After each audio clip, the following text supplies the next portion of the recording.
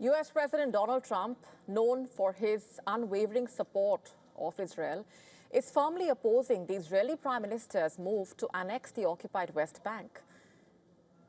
In what can be called rare alignment with Palestinian concerns, the American president is warning Israel to not cross the red line. Israel's parliament, in fact, has taken its first legislative step towards formally annexing the occupied West Bank, a territory Palestinians claim for their future state. Two controversial bills, both aimed at extending Israeli law to the region, passed their preliminary votes in the parliament by razor-thin margins, 25 in favor, 24 against, marking the first of four votes needed to enact the bills. A second bill introduced by the opposition lawmakers sought to annex the Male Adumim settlement. In fact, it's a major block located near Jerusalem, passed more comfortably with 31 votes to 9. But the political jolts came from Washington.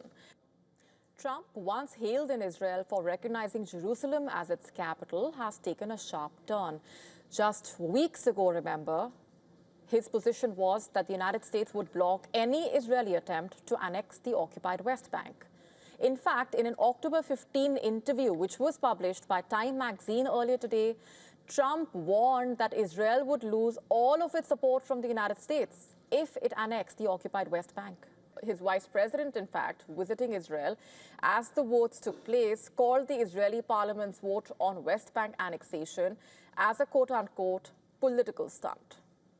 Look, if it was a political stunt, it was a very stupid political stunt, and I personally take some insult to it.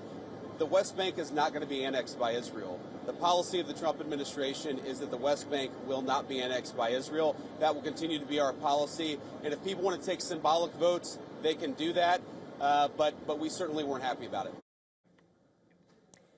The U.S. Secretary of State echoing that concern, saying the Trump administration does not support Israel's annexation push. He cautioned that pressing ahead could threaten the Gaza peace deal and destabilize the fragile ceasefire.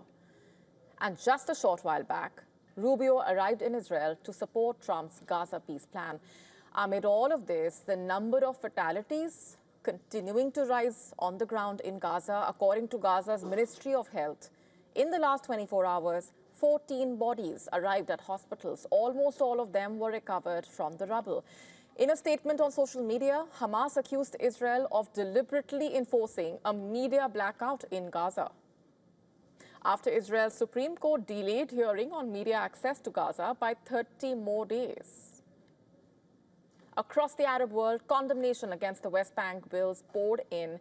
Qatar called it an illegal attempt to impose sovereignty over occupied land. Saudi Arabia described the move as a grave violation, reaffirming its support for a Palestinian state along the 1967 borders with East Jerusalem as its capital. Jordan labeled the bills a blatant breach of international law and a blow to the two-state solution. Netanyahu's own party did not sponsor the annexation bills.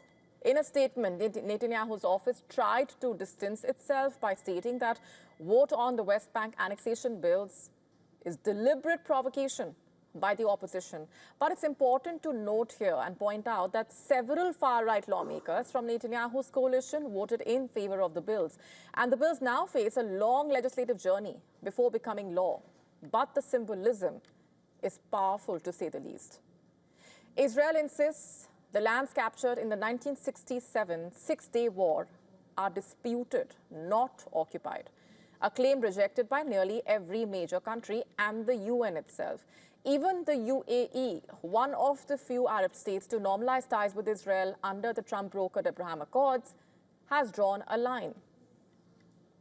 Abu Dhabi warned last month that any move to annex the West Bank would be a red line that could undo years of delicate diplomacy. The tensions have flared amid a surge in settler attacks against Palestinians. A recent video showed Israeli settlers allegedly assaulting Palestinian olive harvesters in the occupied West Bank, sparking outrage and renewing fears that violence could spiral. With Trump now, in a way, siding against Netanyahu's annexation push, the stakes in West Asia continue to remain high.